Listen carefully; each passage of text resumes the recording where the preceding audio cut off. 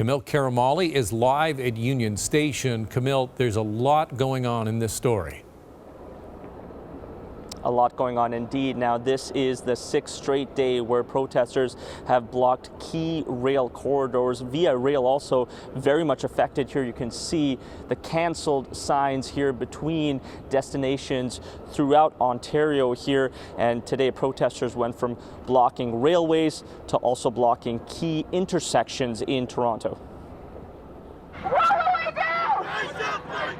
Dozens of protesters taking over one of the busiest intersections in the city. And we've now taken over Yonge and Eglinton, leaving traffic at a standstill. This has been one of the most inspiring things that I've ever been a part of. Commuters perplexed. I think it's too far, and it'll drive people like me away from what they're protesting about. There's got to be a better way. And if they can't be inconvenienced by a few minutes, that's something they have to think about themselves. Mission accomplished. Plenty of attention gained for their cause. we will not sit in silence while RCMP violently invade Indigenous people off of their own territory. Several demonstrators were arrested last week after tensions rose over the Coastal GasLink pipeline in northern BC, set to deliver natural gas from Dawson Creek to the Pacific coast at Kitimat.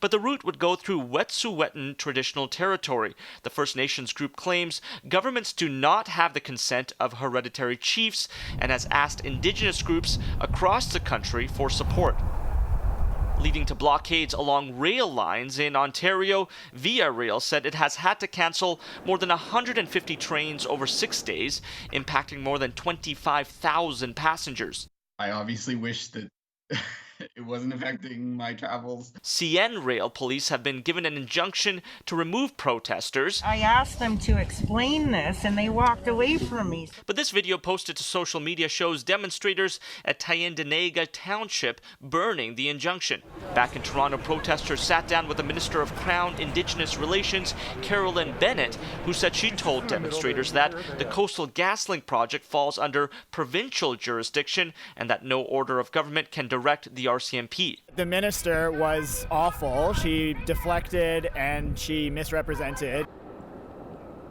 And we heard today that many of the construction crews and equipment were able to make it past the blockade in the Wet'suwet'en traditional territory, signaling what possibly may be the beginning of the end of these blockades and protests, although protesters say otherwise, that they plan to continue fighting. Farah, I'll send it back over to you. Okay, thanks, Kamil.